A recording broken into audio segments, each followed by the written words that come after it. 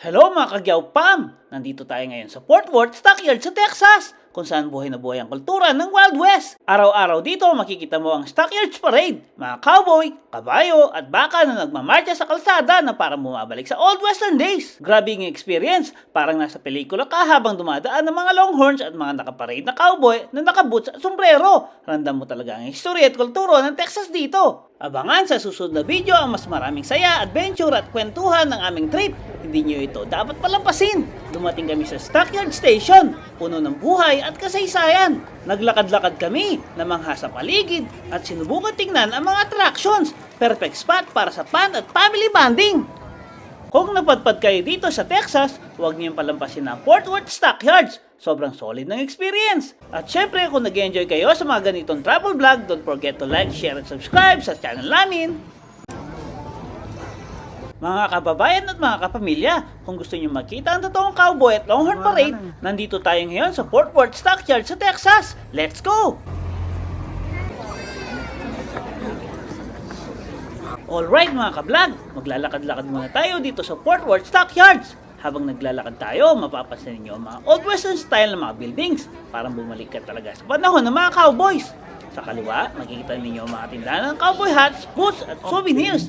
Sa kanan naman, mga restaurants at mga salon na talagang may western vibes. Ang saya ng lugar na to, lalo na kapag may mga parade. Our Cowtown Grill is open. Get yourself something to eat. We got Cody down here on one end, we got George on the other end. George is telling us to take a pretty day today here at Texas. And the formation. This was the guy who hired his crew. Now his crew average.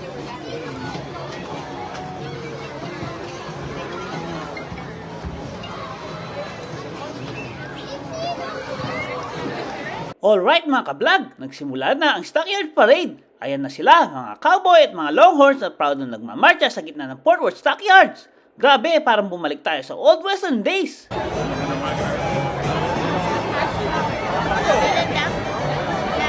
Pasyalan naman natin ang mga ibang exciting na attraction dito sa Fort Worth Stockyards. Makikita natin ang mga historic buildings, unique shops at syempre kalesa rides na talagang nagbibigay ng full Wild West experience.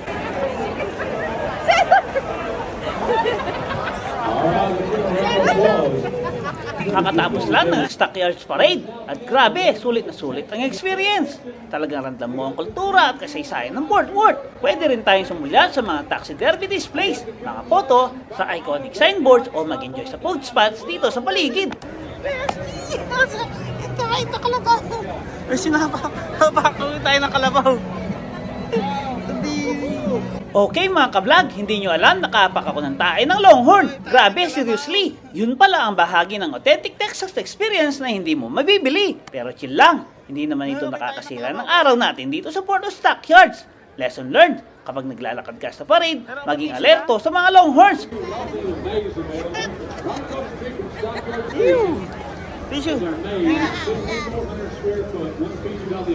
Kung nag-enjoy kayo sa awkward at funny moments na to, like, comment at huwag kalimutan mag-subscribe sa channel namin para sa more fun adventures.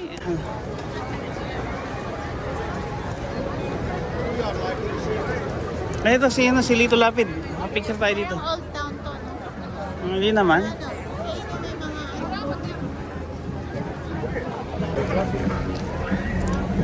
Nandito tayo ngayon sa iconic na statue ng kabayo dito sa Fort Worth Stockyards. Ang laki at gandang makita ito ng personal. Parang handa nang tumakbo sa Wild West anumang oras. Perfect spot ito for photos at videos at syempre hindi pwedeng palampasin kapag nagpunta ka dito sa Texas. Grabe, habang naglalakad tayo nakakita tayo ng sobrang ganda at cool na cowgirl. Parang talagang bagay siya sa Texas vibes. Boots, hat at confidence level 100%. Tingnan nyo to, may mga train dito sa Fort Worth Stockyards. Ang sayang panoorin habang dumadaan, parang bumabalik tayo sa panahon ng old western days. Talagang bawat sulok ng Stockyards may kwento at perfect para sa photos at videos.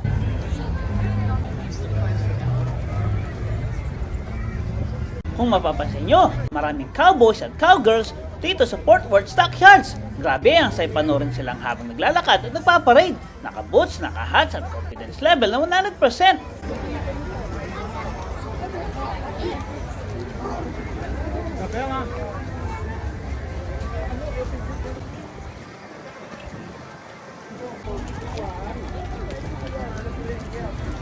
Tingnan nyo to, may kalesa dito. Perfect spot ito para sa photos at videos. At pwede ka pang sumakay para maramdaman ang tunay na cowboy experience.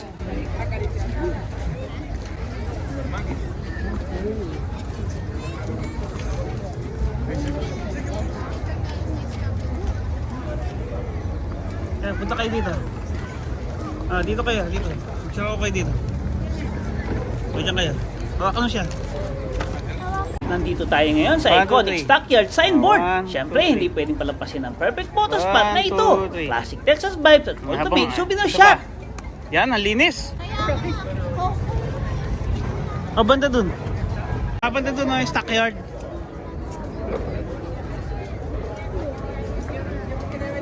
Dito kita picturean. Ito. Ayun yung yung Stockyard. Sige. Pa.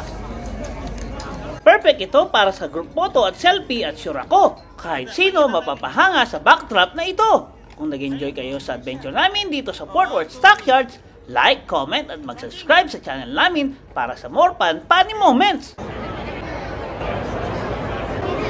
Samahan nyo naman kami sa loob ng mga shops dito sa Fort Worth Stockyards. Grabe, makikita nyo dito ang lahat ng mga cowboy boots, hats, souvenirs, at mga authentic Texas merch na pwede nyong dalhin at pauwi.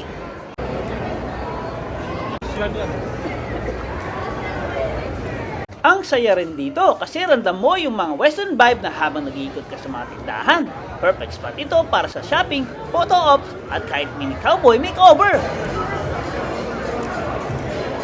Kung nag-enjoy kayo dito sa aming walking tour, huwag kalimutang mag-like, comment, at mag-subscribe sa channel namin para sa more fun adventures. Nandito naman tayo sa interesting spot para makita nyo ang mga display ng mga dead animals, mga mounted animals na parang frozen in time. Parang museum meets cowboy vibe at perfect itong lugar para matutunan ninyo ang history at wildlife sa Texas. Siyempre medyo creepy pero sobrang fascinating rin. 1, 2, 3. Okay. Tapos na tayong kumain dito sa Fort Worth Stockyards. Grabe, sobrang sarap ng foods at sobrang swak sa western vibes ng lugar. Perfect ito after ng walking tour at parade. Makakapag-rest ka, makakakain, at makakapanood ka ng action sa paligid. Dito natatapos ang ating adventure dito sa Fort Worth Stockyards. Kaya pauwi na tayo papuntang hotel. Grabe, sobrang saya ng experience mula sa parade, cowboys at cowgirls, kalesa, shops at kahit anong mga unique na display dito. Talagang random mo ang Texas vibe sa bawat sulok ng lugar. At sobrang sulit na mapupuntan mo ito kahit isang araw lang. Kung nag-enjoy kayo sa vlog nito, huwag kalimutan mag-like, comment at mag-subscribe sa aming channel para sa more adventures sa Texas at para sa ibang travel destinations. Kung isa kang Pilipino dito sa US, tara na, subscribe at sabay-sabay natin tuklasin ang buhay dito sa Amerika.